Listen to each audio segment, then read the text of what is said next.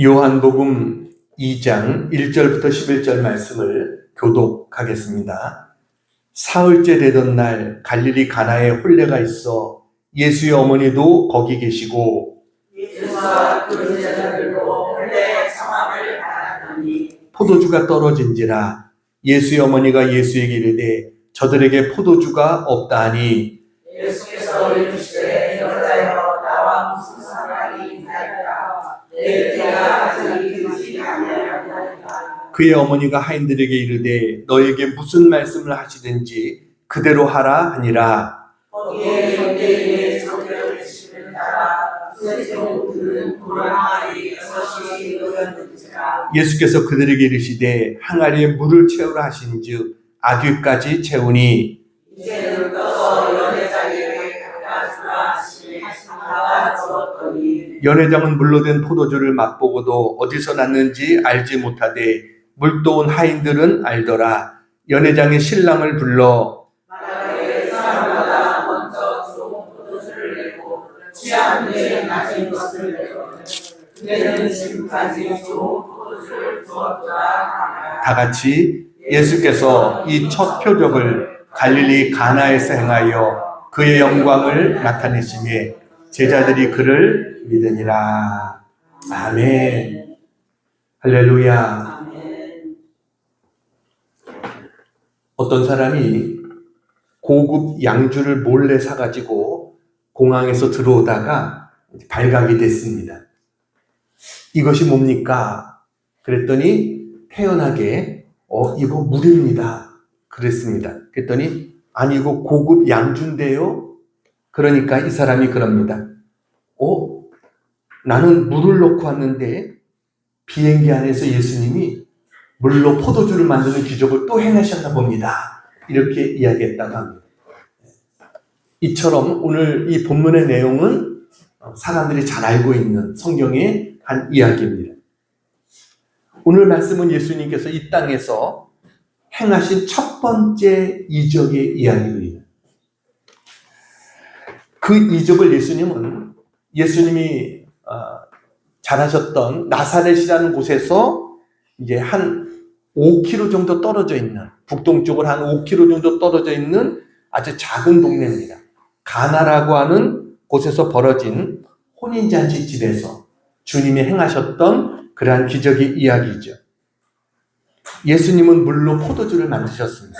이게 예수님이 행하셨던 첫 표적이다라고 말씀하세요. 11절 보시기 바랍니다. 11절. 자, 같이 읽어볼까요? 시작. 예수께서 이 첫 표적을 갈릴리 가나에서 행하여 그의 영광을 나타내시며 제자들이 그를 믿으리라. 여러분, 첫 표적이라고 한다면 좀 더 근사한 데서, 좀 더 사람들이 많은, 지켜보고 있는 그런 곳에서 하려고 하지 않겠습니까? 보통 사람들이라고 한다면. 그럴 표적을 행할 수 있는 능력이 있다고 한다면 그 표적을 어디서 해가겠어요? 모든 사람의 주목을 받을 만한 그런 장소에서 행했겠죠. 근데 예수님은 아주 작은 동네, 갈릴리 가나라고 하는 아주 작은 촌동네, 거기에 한 혼인잔치집에서 이 표적을 행하셨다라는 거예요. 그러니까 하나님의 기적은 우리가 생각하는 것처럼 어떤 큰 데서, 멋있는 데서 이렇게 일어나는 게 아니라 조용한 곳에서 은밀하게 일어나는 그러한 기적이 하나님의 기적이다라는 것을 우리가 깨닫게 됩니다. 저기 보면은 이 첫 표적이라고 했어요. 표적. 헬라어로 이 세메이온이라는 단어입니다. 근데 이 표적이란 말은 기적과는 좀 다릅니다. 그러니까 기적이라는 것은 어떤 사람들을 깜짝 놀라게 하는 어떤 사건, 이런 것을 우리가 기적이라고 말하죠. 그런데 표적은 어떤 그런 사람들을 놀라게 하는 기적 자체보다도 메시지가 더 중요할 때, 그때 표적이라는 말을 씁니다. 그러니까 물이 포도주가 되어졌다, 이게 중요한 게 아니에요. 더 중요한 것은 그것을 통해서 우리에게 주시고자 하는 메시지가 있다는 거예요. 그게 뭐예요? 제자들이 그를 믿으니라. 이게 더 중요한 것이다 라는 거죠. 오늘 본문 2절에 보면 예수님과 예수님의 제자들이 이 혼인잔치에 초청을 받았다라고 되어 있습니다. 근데 마리아는 조금 다릅니다. 1절을 보세요. 1절 보면 사흘째 되던 날 갈릴리 강에 혼례가 있어 예수의 어머니도 거기 계시고, 그러니까 예수님의 어머니 마리아는 이미 벌써 그곳에 와 있었다는 겁니다. 오늘 본문에 보면 마리아는 그 집에 포도주가 떨어졌다는 사실을 먼저 알았어요. 그러니까 이 말은 이걸 누가 알 수 있습니까? 주방에서 일하는 사람들만 알 수 있는 거죠. 아무나 알 수 있는 게 아니죠. 거기다가 예수님 어머니 마리아가 그 집의 하인들에게 예수님이 뭐라고 시키든지 그대로 하라. 5절에 그렇게 이야기를 합니다. 다시 말하면 그 마리아는 그 집의 하인들에게 명령할 수 있는 그런 위치에 있었다. 그러니까 이런 것을 종합해 보면 이 혼인잔치집과 마리아는 굉장히 가까운 사이고 어떻게 보면 친척 같은 그런 관계에 있는 집이다라고 보여집니다. 여러분, 사람들에게 결혼식만큼 흥분되는 것이 없죠. 근데 우리나라 결혼식은 요즘 보면 예식장에 벌써 예식들이 쫙 차 있어가지고 1시간에서 길어야, 30분에서 길어야 1시간. 그리고 빨리 식권 주고서 빨리 가서 밥 먹으면 이게 우리의 결혼식의 모습이. 근데 예수님 당시에 이때는 이런 혼인잔치가 벌어지면 온 동네 사람을 다 초청해서 일주일 이상 이 잔치를 합니다. 그런데 지금 오늘 보니까 그만큼 중요한 혼인잔치인데 이 집에 없어서는 안 돼, 꼭 있어야 될 포도주가 모자라게 됐다라는 거예요. 얼마나 당황스럽겠어요. 아직도 잔치는 많이 남아있는데, 근데 이리 뛰고 저리 뛴다고 금세 그 문제를 해결할 수 있는 것도 아닙니다. 다른 집에 가서 구해온다고, 어디 시장에 가서 사온다고 될 문제가 아닌 거예요. 그러니까 지금 이 집에는 지금 심각한 문제가 생기게 된 겁니다. 성경을 보면 그래도 이 집은 상당한 부유한 집안이었다는 것이 우리가 알 수가 있어요. 왜냐하면 보통 유대인들이 어느 집에 들어갈 때 손발을 씻기 위해서 이제 물통을 놓습니다. 결례에 쓰는 물통을 놓는데 보통 그게 한 통 정도가 보통입니다. 근데 오늘 이 집에는 두세 통 드는 크기의 항아리가 6개가 있었다라고 말합니다. 거기다가 하인들도 있었습니다. 그러니까 그렇게 가난한 집안은 아니라는 거예요. 그런데 여러분, 그런 집에서 이런 중요한 혼인잔치를 소홀히 준비했겠습니까? 아마 미리서부터 그 잔치에 쓸 포도주를 준비하기 위해서 애썼고 준비했을 거예요. 이 정도면 이제 충분하다라고 생각을 했을 것입니다. 그런데 여러분, 잔치는 아직도 많이 남아있는데 포도주가 떨어졌다는 거. 모자랐다. 여러분, 모자랐다는 말은 기쁨이 사라졌다는 겁니다. 음식점에 가서 신나게 음식을 먹었어요. 나가려고 하는데 돈이 모자라요. 그럼 어떻게 됩니까? 얼마나 낭패겠어요. 긴 거리를 달려가지고 꼬린 지점이 저기 이제 보입니다. 그런데 힘이 모자라요. 거기까지 갈 힘이 모자라다. 어떤 것은 모자란 것이 그 사람에게 절망적일 수도 있다는 겁니다. 이게 우리 인생의 모습입니다. 여러분, 우리가 인생을 살면서 여러분, 잔치집 같은 인생을 살기를 원합니다. 그래서 준비하고 또 준비하지만 결국은 우리가 깨닫게 되는 것은 뭐예요? 모자라구나. 이것을 우리는 깨닫게 되는 거예요. 큰 꿈과 희망을 가지고 출발해보지만 예기치 않은 문제와 어려움들이 닥쳐와서 우리를 절망에 빠뜨립니다. 나는 충분히 다 준비했다고 생각했는데 막상 일이 닥쳐보니까 모자란 거예요. 부족한 거예요.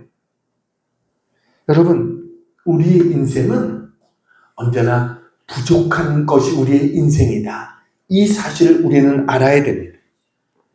그리고 이러한 문제는 예기치 않게 오는 겁니다.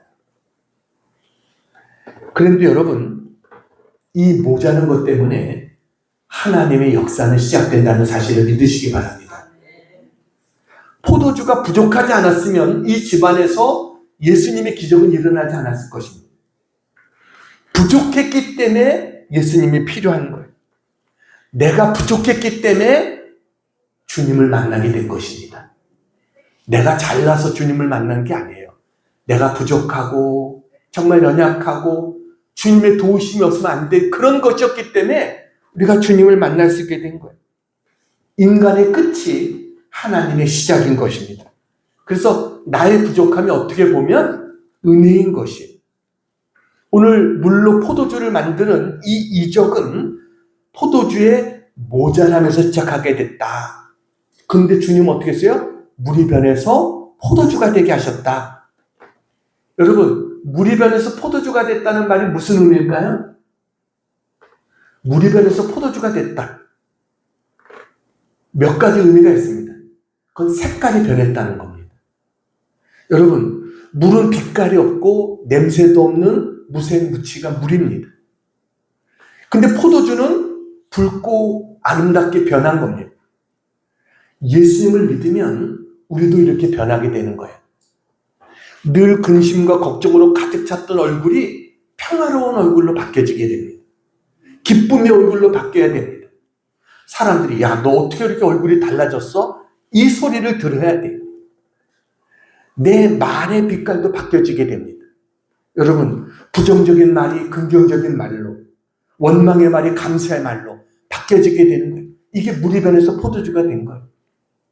또 빛깔만 변한 게 아니라 맛도 변한 겁니다. 물은요, 심심하고 맛이 그냥 물맛입니다. 그런데 포도주로 변한다면 어떻게 해요? 달콤하고 향기롭고 맛있는 음료가 됐다는 거예요. 여러분, 우리가 전에는 그냥 어떻게 보면 무미한 것 같은 그런 우리의 맛이었지만 예수 믿고 난 다음에는 뭐예요? 맛있는 사람이 되어져야 됩니다. 향기로운 사람이 되어져야 돼요. 이게 주님이 우리에게 주시는 축복이에요. 또 물이 포도주가 되어졌다는 말은 가치가 변했다는 겁니다. 여러분, 물이 가치가 어느 정도 될까요? 물값이 얼마나 될까요? 물값은 없습니다. 아니, 내가 돈 주고 사 먹었는데. 근데 그거는 물을 우리가 정수하고 여기까지 보관해주고 옮겨준 그런 값이지 원래 물은 값이 없어요. 물은 값을 매길 수, 우리 생명과 직결된 것이기 때문에 물은 값을 매길 수 없는 거예요. 그런데 여러분, 포도주가 된다면 상황이 다릅니다. 좋은 포도주는 그 값이 엄청날 것입니다. 우리가 예수 믿으면 나의 가치가 변하게 되는 거예요. 여러분, 나의 가치가 뭐예요? 하나님의 자녀가 되어지는 겁니다. 세상과도 바뀔 수 없는 그런 가치로 바뀌어지게 되는 거예요. 천하보다 귀한 그러한 가치가 되어졌다. 또 물이 변해서 포도주가 되어졌다. 이 말은 용도가 변했다는 겁니다.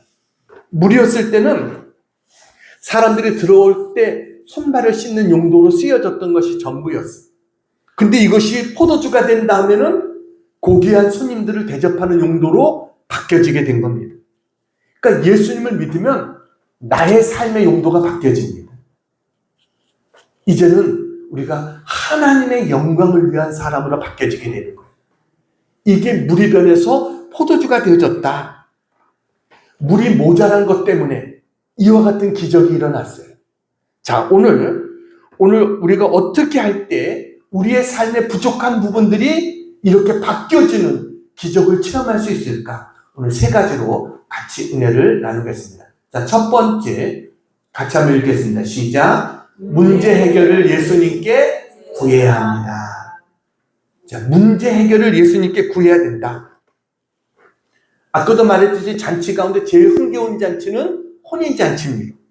이땐 모든 사람들이 기뻐합니다. 왜냐하면 새 가정이 탄생되는 자리거든요. 그러니까 신랑 신부를 축복해주고 함께 기뻐하는 거예요. 그래서 예수님도 첫 번째 기적을 혼인잔치집에서 하셨어요. 이건 의미가 있죠. 우리의 시작도 잔치고 우리의 마지막도 뭐예요? 천국 혼인잔치로 우리의 마지막의 모습이 그럴 거예요. 주님께서 이 혼인예식을 귀하게 여기셔서 이 잔치에 참여하셨습니다. 그런데 이 가정에 위기가 닥쳤다고 했어요. 포도주가 동이 난 겁니다. 여러분, 사람이 너무 많이 왔든지 아니면 충분한 양을 준비하지 못했든지 어쨌든 포도주가 떨어졌습니다. 근데 혼인잔치는 일주일 동안 계속해야 되는데 지금 이거 어디서 금세 구할 수도 없고 이건 정말 이 잔치의 흥과 분위기를 깨트릴 수 있는 아주 중요한 그런 문제가 발생한 거예요. 우리 인생도 마찬가지입니다. 내 나름대로는 충분하다고 생각했는데 살다 보니까 다 떨어지고 없을 때가 있는 겁니다. 그게 건강일 수도 있고요. 돈일 수도 있고 인간관계일 수도 있습니다. 이렇게 예상치 못했던 일이 우리 가운데 발생될 수가 있어요. 그때 우리는 어떻게 됐느냐? 여러분, 문제의 해결자 되시는 예수님께 나가야 될 줄로 믿습니다. 오늘 본문의 예수님의 어머니 마리아는 예수님께 나아가서 도움을 요청합니다. 아니 여러분, 우리가 상식적으로 생각하면 지금 포도주가 떨어지면 어떻게 해야 되겠어요? 빨리 이웃에 가서 구해보든지 어디 다른 집에 있는지 찾아보든지 해야 될 거 아니겠어요? 아니면 주인에게 알려야죠. 지금 이런 문제가 발생했다고 알려야죠. 근데 예수님의 어머니인 마리아는 누구를 찾아왔습니까? 조용히 예수님을 찾아왔습니다. 그리고 예수님에게 저들에게 포도주가 없다라고 말씀하십니다. 근데 예수님은 이때까지 한 번도 기적을 행하신 적이 없습니다. 근데도 예수님에게 와서 이런 도움을 요청한 거예요. 왜요? 마리아는 예수님이 어떤 분인지를 알고 있었다는 거예요. 이게 중요한 것입니다. 예수님께서 마리아에게 뭐라고 말합니까? 4절. 같이 한번 읽겠습니다. 시작. 예수께서 이르시되 여자여 무슨 상관이 있나이까 내 때가 아직 이르지 아니하였나이다. 네, 예수님께서 여자여 나와 무슨 상관이 있나이까 내 때가 아직 이르지 아니하였나이다. 이 말은 뭐예요? 자신을 아직 메시아로 나타낼 때가 아니다 라는 그런 의미죠. 그런데도 마리아는 하인들에게 뭐라고 말합니까? 5절 보시기 바랍니다. 5절 시작. 그의 어머니가 하인들에게 이르되 너에게 무슨 말씀을 하시든지 그대로 하라. 왜 그랬을까요? 예수님이 이 문제를 능히 해결해 주실 거라는 사실을 믿었다는 것입니다. 마리아는 이것을 믿었어요. 그래서 마리아는 이 집에 포도주가 떨어졌지만 동요하지 않고 주인을 찾아가고 막 사람들에게 막 떠들고 이러지 않고 조용히 예수님을 찾은 거예요. 왜요? 믿는 구석이 있었기 때문입니다.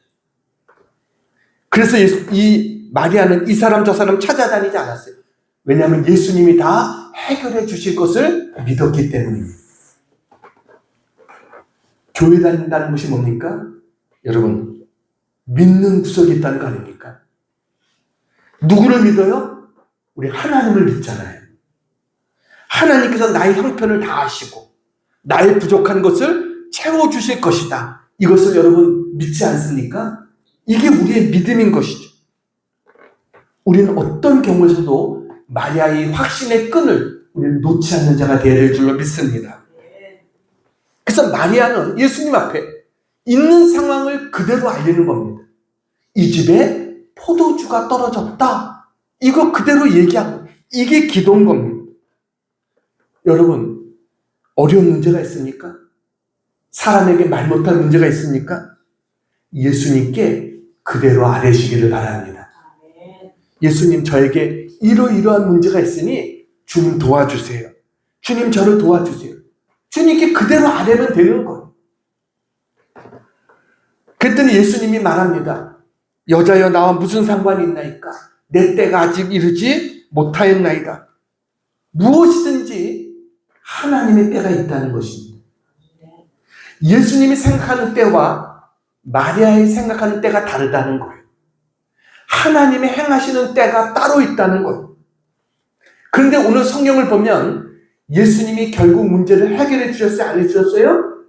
해결해 주셨어요. 아직 내 때가 되지 않았다고 했는데 해결해 주셨어요.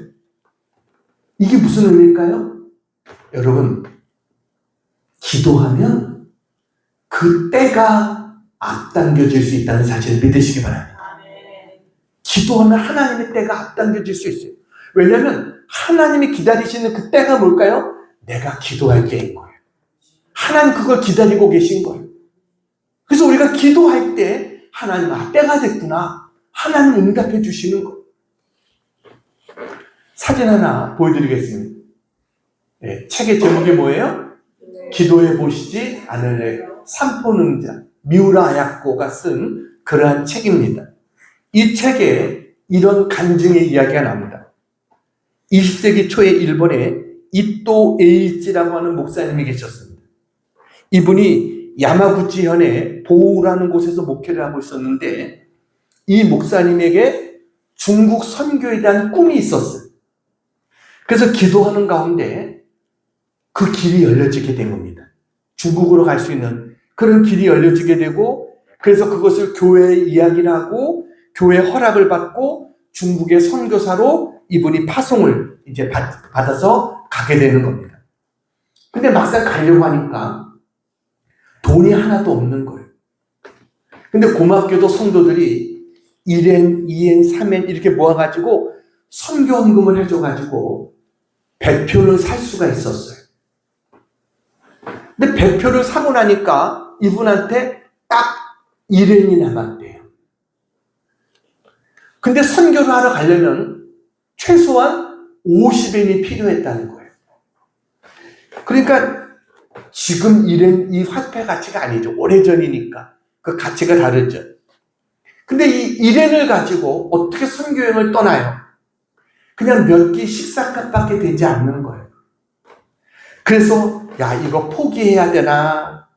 근데 이미 광고도 다 해놨고 배표도 사놨고 근데 이제 와서 포기할 수 없는 겁니다. 근데 그 순간 내가 복음을 전하는데 주님이 나와 함께 하시지 않겠는가? 이 확신이 이분의 마음속에 들었어요. 내가 선교사로 간다면 하나님의 나의 삶을 책임져 주지 않겠는가? 그래가지고 하나님 앞에 무릎 꿇고 기도하기 시작했답니다. 하나님, 제게는 1엔밖에 없습니다. 근데 하나님이 보내시는 일이니 하나님이 책임져 주십시오. 그렇게 기도하고 이제 잠자리에 들었습니다. 근데 다음날 이제 기차를 타기 위해서 역에 갔는데 자기 교회 교인들이 13분이 나왔대요. 그래가지고 이분들이 목사님 잘 다녀오시라고. 그러면서 이분들이 목사님에게, 근데 이분들은 지금 목사님이 1엔 가지고 떠난다는 것은 상상도 못하고 있는 겁니다. 그래서 이분들이 잘 다녀오시라고 봉투를 줬는데 그 봉투를 뜯어보니까 30엔이 있더랍니다. 그들이 선교헌금을 준 거예요. 그래가지고 이제 30엔을 가지고 자기가 1엔 갖고 있고 30엔, 31엔 낸 거죠. 그래서 기차를 타고 가는데 다음 역에 도착했는데 방송이 나오더라는 겁니다. 혹시 이 기차에 H 목사님 타고 계시면 잠시 플랫폼으로 나와달라고. 그래가지고 내려갔더니 자기가 알지도 못하는 교인들인데 평소에 목사님을 존경했다고, 목사님이 중국으로 선교를 떠난다는 소식을 들었다고 그러면서 저희들이 헌금을 해서 갖고 왔는데 목사님 필요하시면 사용하라고. 그래가지고 봉투를 줬는데 보니까 15엔이 들어있는 거예요. 그러니까 전부 얼마가 생긴 겁니까? 30엔에다가 15엔 더하면 얼마예요? 45엔. 거기다 자기가 1엔 있으니까 46엔이 된 거죠. 그래가지고 이제 다시 계속해서 가고 있는데 시모노세키에서 배를 타려고 하는데 두 사람이 또 자기에게 오더라는 거예요. 그러더니 목사님 말씀은 많이 들었습니다. 그래서 우리가 목사님을 위해서 헌금했는데 지극히 작은 돈인데 그래도 이거 중국 선교를 위해서 써주십시오 해가지고 창피한 듯이 작은 봉투 하나를 주고 간 겁니다. 그래서 목사님이 배를 타고 나서 그 봉투를 뜯어봤어요. 얼마가 들어있었을까요?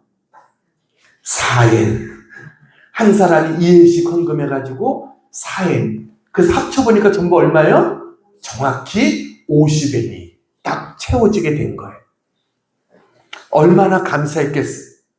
그래서 하나님이 정말 나와 함께 하시는구나. 하나님이 일을 할 때 하나님이 부족하지 않게 하나님이 채워주시는구나. 이것을 확신하고 기쁨으로 중국 선교를 갔다. 그 간증이 저 책에 쓰여져 있어요. 요한복음 14장 13절입니다. 같이 한번 읽어볼까요? 자, 시작. 너희가 내 이름으로 무엇을 구하든지 내가 행하리니 이는 아버지로 하여금 아들로 말미암아 영광을 받으시게 하려 함이라. 할렐루야. 내 이름으로 무엇을 구하든지 어떻게 하겠다고요? 내가 행하겠다. 그래서 아버지께 영광을 돌릴 수 있도록 해주겠다라고 하나님은 말씀하고 계십니다. 여러분, 우리에게 어려운 문제가 생길 때 어떻게 해야 돼요? 예수님께 기도할 수 있는 우리 모두가 되기를 축원합니다. 두 번째, 물이 포도주로 바뀌려면 두 번째 뭐예요? 온전한 순종이 있어야 합니다. 하인들은 예수님 뭐라고 그랬어요? 항아리에 물을 채우라고 그랬어요. 6개의 항아리에 물을 채워야 되는데 이들이 어떻게 했어요? 아구까지 물을 채웠다라고 성경은 말하고 있어요. 근데 물이 다 찼더니 예수님이 그럽니다. 이제는 떠서 연회장에게 갖다 주라 라고 말합니다. 연회장이 누굴까요? 이 결혼식의 총책임자입니다. 그게 연회장입니다. 근데 여러분, 지금 포도주가 필요한 사람들에게 뭘 갖다 주라는 거예요? 물을 갖다 주라는 거예요. 아니, 예수님, 이건 정말 말이 안 되는 것이지 않습니까? 라고 할 수 있잖아요. 아니, 어떻게 포도주를 찾는 자들에게 맹물을 갖다 줍니까? 이러면 우리가 욕을 먹고 야단 맞지 않겠습니까? 얼마든지 항의할 수 있지만 이 하인들은 그러지 않았다는 거예요.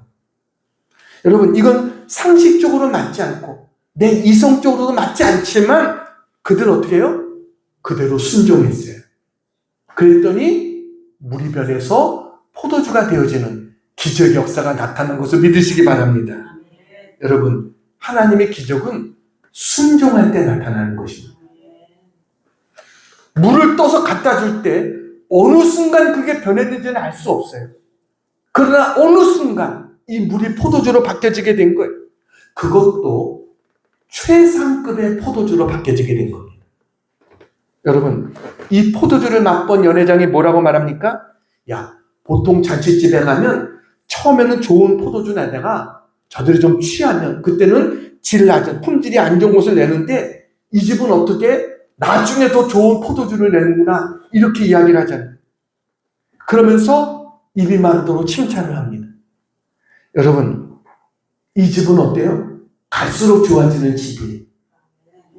여러분, 예수는 우리를 처음보다 나중을 더 좋게 만드시는 분이신 것을 믿으시기 바랍니다. 하나님의 기적은요, 따지고 계산하고 이런 사람에게 일어나는 것이 아닙니다. 성실하고 충성스러운 믿음의 사람들을 통해서 하나님의 기적의 역사는 나타나게 되는 거예요. 오늘 말없이 순종했던 이 하인들, 이들이 받은 축복이 뭐냐? 오늘 성경에 보니까 물도온 하인들은 알더라. 이 물이 변해서 포도주가 되어졌다는 사실을 다른 사람은 몰라요. 그런데 순종하는 사람은 이게 기적이었구나. 이게 하나님 행하신 것이구나. 이것을 깨닫게 됩니다.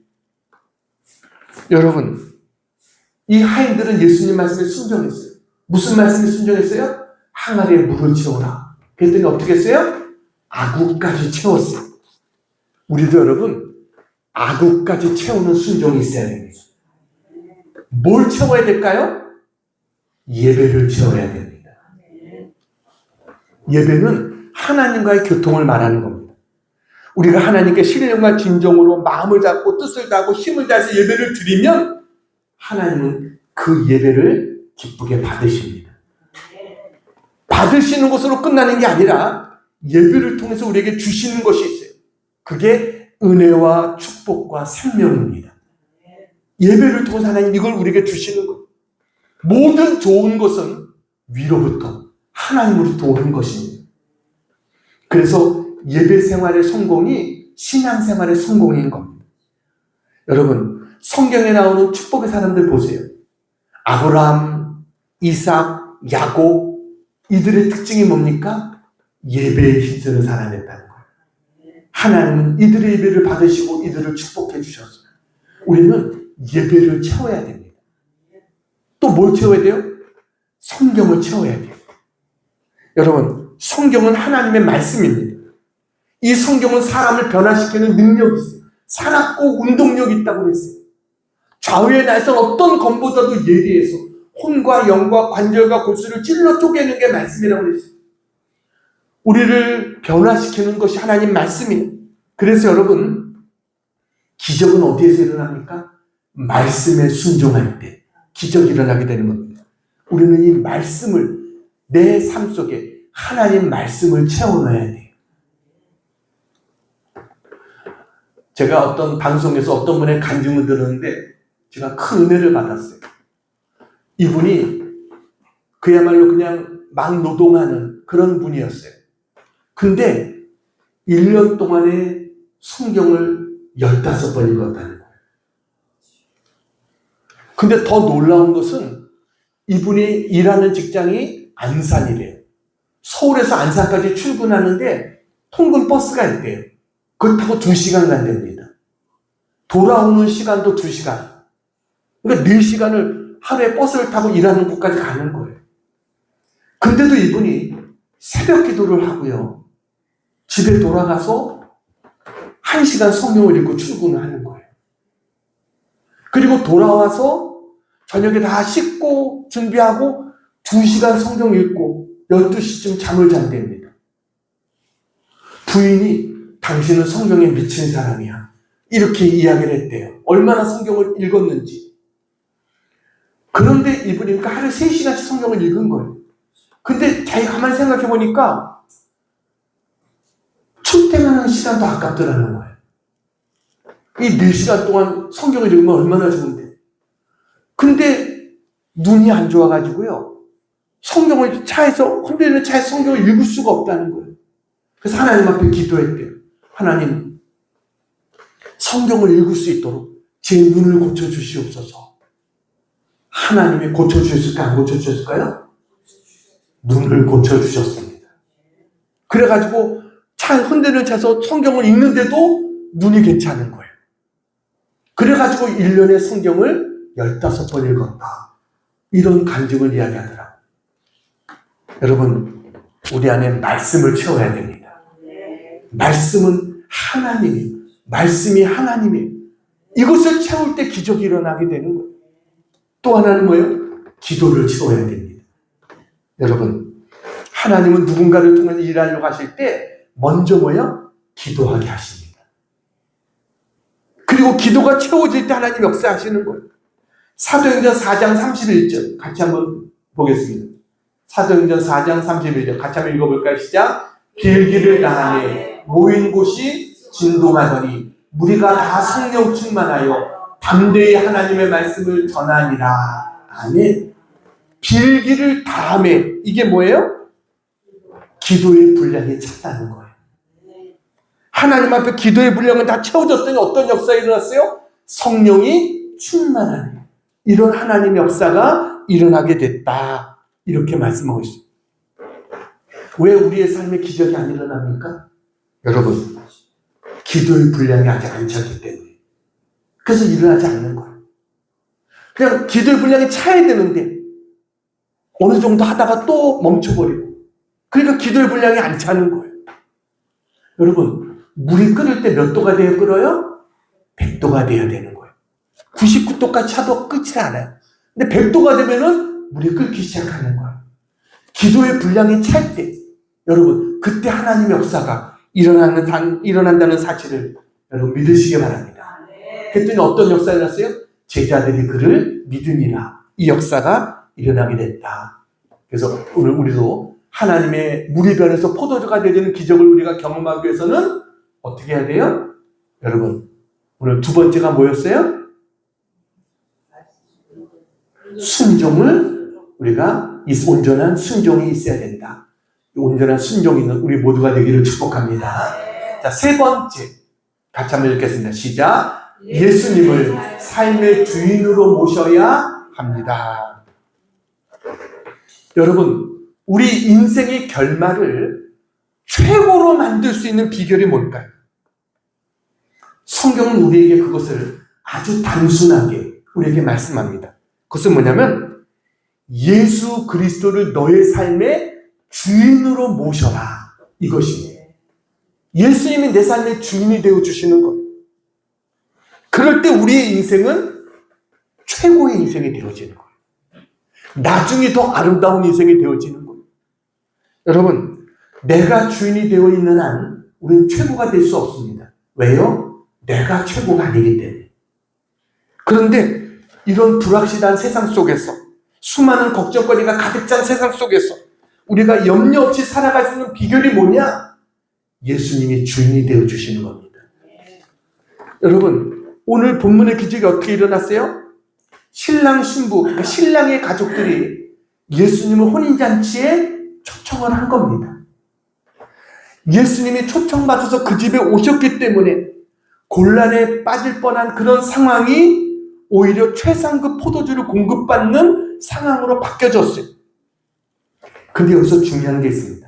여러분, 단순히 예수님을 초청했다고 기적이 저절로 일어나는 것이 아니라는 것입니다. 예수님의 어머니 마리아가 하인들에게 뭐라고 하든지 그대로 하라. 그랬더니 그 말에 하인들이 어떻게 됐어요? 그 말에 그대로 따라서 순종한 겁니다. 이것은 뭐예요? 예수님이 주인이 되셨다는 거예요. 그 잔치자리에서 주님이 주인이 되신 거예요. 여러분, 예수님이 초대를 받아서 그 잔치집에 가셨어도 포도주가 떨어질 때까지는 아무도 예수님에 대해서 관심을 가지고 있지 않았습니다. 그저 자기들이 먹고 마시고 즐기는데 바빴지 예수님이 있는지 없는지 신경도 안 썼을 거예요. 아무도 예수님에게 관심조차 없어요. 그런데 여러분, 그러니까 예수님 뭐예요? 그 집에 있었어도 그 집의 주인이 아니세요. 그냥 손님으로 계신 거예요. 그런데 포도주가 떨어지는 문제가 발생하니까 예수님 어머니 마리아가 예수님께 나와서 간청을 합니다. 예수님만이 이 문제를 해결해 주실 수 있다는 사실을 믿고 예수님께 도움을 구한 거예요. 그랬더니 예수님이 불가능한 것 같이 보이는 이 상황 속에서 주님이 문제를 바꿔주셨어요. 문제를 해결해 주셨어요. 예수님이 주인이 되시면 기적의 역사가 일어나게 되는 것입니다. 베드로가 밤새도록 갈릴리 바다에서 고기를 잡았지만 잡은 것이 없었습니다. 빈 그물이었어요. 이제 그물을 씻고 정리하고 돌아가려고 하는데 예수님께서 호숫가에서 말씀을 전하시다가 베드로에게 베드로야, 네 배를 좀 빌리자. 베드로 배를 빌려서 타시고 거기서 갈릴리 호숫가에 있는 사람들을 향해서 말씀을 전하십니다. 말씀을 다 전하신 다음에 주님 뭐라고 말하니까 베드로에게 베드로야, 깊은 데로 가서 그물을 내려 고기를 잡으라 라고 하십니다. 이때 베드로가 뭐라고 말합니까? 선생님. 이때까지만 해도 베드로에게 예수님은 선생님이었어요. 선생님, 밤이 새도록 수고를 하였을 때 잡은 것이 없지만은 말씀에 의지하여 내가 그물을 내리겠습니다 라고 했을 때 어떤 일이 일어났습니까? 2배에 가득 찰 정도로 고기를 잡게 됩니다. 이러한 체험 이후에 베드로가 주님 앞에 무릎을 꿇고 뭐라고 말합니까? 주여, 나를 떠나소서, 나는 죄인이로소이다. 베드로의 고백이 바뀌어졌어요. 선생님에서 뭐예요? 주여, 주님이라고 바뀌어지게 된 것입니다. 여러분, 예수님은 그저 내 배에 초청했다고 끝나는 것이 되어서는 안 됩니다. 예수님이 난 예수님 믿는데요. 예수님 믿지만 아무런 기적도 맛보지 못하고 아무런 예수님과 상관없이 살아갈 수 있어요. 예수님을 초청해놓고서도. 그것이 뭐예요? 예수님이 손님으로 계신 거예요. 주인은 나예요. 내 뜻대로 모든 것 행하고. 그러면 기적은 나타나지 않는 거예요. 예수님이 내 삶의 진정한 주인이 되어 주셔야 돼요. 여러분, 사람들은요, 물이 변해서 포도주가 된 이 포도주를 맛봤을 것입니다. 맛봤으면서도 사람들은 어떻게 끝났을까요? 아, 좋은 포도주 맛봤네? 이것으로 끝날 수 있습니다. 주님이 어떤 분인지 전혀 모르고, 이 기적이 벌어졌다는 사실조차도 모르고, 어떤 사람은 이 집안에 어떤 일이 일어나는 것조차도 몰라요. 그냥 와서 청겹게 술 마시고 즐기다가 돌아가는 이런 사람이 대부분일 거예요. 그런데 여러분, 하인들은 어때요? 물동원 하인들은 알더라. 순종한 하인들은 자기가 알아요. 왜? 내가 해봤기 때문에. 이게 물이었는데 이게 포도주가 되어졌네? 이것을 하인들은 알아요. 그런데 오늘 성경에 보면 제자들이 그를 믿으니라 그랬어요. 하인들이 믿었다라는 말도 안 나옵니다. 아마 하인들은 놀라서 예수님을 깜짝 놀라서 저분이 도대체 어떤 분이야? 신기했을지 몰라요. 그런데 중요한 것은 뭐예요? 그 하인들이 예수님과의 인격적인 만남이 계속되어졌다? 이것이 없는 겁니다. 제일 중요한 게 뭘까요? 우리의 삶에 중요한 것은 주님과의 관계가 중요한 것입니다. 단순히 물이 변해서 포도주가 되어졌다? 이 한 번의 기적이 중요한 게 아니에요. 물을 마시든 포도주를 마시든 그게 그렇게 우리의 삶에 그게 그렇게 중요한 것이겠어요? 중요한 것은 그게 아니에요. 예수님이 어떤 분이신지를 아는 것. 이게 중요한 것입니다. 그리고 그 주님과의 관계를 맺어가는 것. 이게 신앙생활인 거예요. 예수님이 내 삶의 진정한 주인이 되어 주셨을 때 이 기적을 맛보게 되는 거예요. 그러니까 예수 믿어서도 예수님 그냥 손님으로 있고 예수님이 나와 별 상관없이 있는 것. 이게 신앙생활이 아니에요. 그러면 종교인으로 끝나고 마는 거예요. 우린 종교인이 아니라 신앙인이 되어야 될 줄로 믿습니다. 그런 사람은 주님의 기적을 맛보고 믿음의 감격이 있어요. 이야, 이분이 내가 기다리고 내가 지금까지 찾았던 그분이 바로 예수님이시구나. 이 눈이 열려지게 되는 거예요. 여기에 삶의 기쁨이 있고 행복이 있는 것이죠. 여러분, 중요한 것이 뭐예요? 물이 변해서 포도주가 되는 게 중요한 게 아니라 중요한 것은 제자들이 그를 믿으니라. 여러분, 이 이적을 통해서 예수님이 어떤 분인지를 깨닫게 되고 그 주님과의 관계를 주님이 나의 주인이 되어주시고 관계를 맺어가는 그것이 진정으로 중요한 것이다. 예수님을 내 삶의 주인으로 모시면 지금도 이와 같은 기적들을 우리가 체험하며 살게 될 줄로 믿습니다. 이거는 그때만의 2000년 전에만의 기적이 아니라 지금도 우리의 삶 속에 물이 변해서 포도주가 되어지는 기적들을 우리는 경험하며 살아가는 우리가 되어질 수 있는 줄로 믿습니다. 기독교는 변화의 종교입니다. 여러분, 주님은 우리를 바꾸시기를 원하세요. 그리고 우리의 삶에 주인 되어주기를 원하세요. 염려와 걱정 속에 이것이 모자란데 이것이 없는데 이것이 아니라 주님 안에서 주님이 이렇게 나의 삶을 바꾸셨어요. 이렇게 간증하며 살아가는 그것을 주님은 지금도 우리에게 원하고 계신 줄로 믿습니다. 이러한 기적을 맛보며 살아갈 수 있는 우리 모두가 되기를 주님의 이름으로 축원합니다. 기도하겠습니다. 사랑 은혜가 많으신 아버지 하나님 감사합니다. 오늘도 말씀을 통해서 우리에게 교훈하여 주심을 감사합니다. 하나님의 능력과 하나님의 사랑을 믿습니다. 하나님 우리를 변화시켜 주시옵소서. 새롭게 하여 주시옵소서. 하나님의 뜻이 우리를 통해 이루어지게 하여 주시옵소서. 하나님 앞에 영광 돌리는 인생이 되게 해 주시옵소서. 여러분, 예수님이 내 삶의 진정으로 주인이 되어 주시길 원합니다. 주님, 나를 변화시켜 주시길 원합니다. 나를 새롭게 하여 주시옵소서. 이렇게 소원하는 분들 가슴에 한번 손 얹고 기도하겠습니다. 같이 한번 기도합니다. 사랑하는 하나님 아버지, 가나 혼인잔치에 주신 그 기쁨을 우리에게도 주시옵소서. 뜻이 하늘에서 이룬 것 같이 이곳에서도 이루어지기를 원합니다. 여호와 이레의 하나님께서 오늘도 우리와 함께하여 주시고 우리의 모든 부족한 것을 하나님께서 채워주심을 믿습니다. 무엇보다도 우리가 변화되어지기를 원합니다. 맹물 같았던 우리의 인생이 포도주와 같은 인생이 되어지기를 원합니다. 새로워지기를 원합니다. 그래서 하나님께 영광이 되어지기를 원하고 우리 자신에게도 큰 기쁨이 되어지기를 원하고 다른 사람에게도 주님을 증거할 수 있는 놀라운 축복이 있어지게 해 주시옵소서.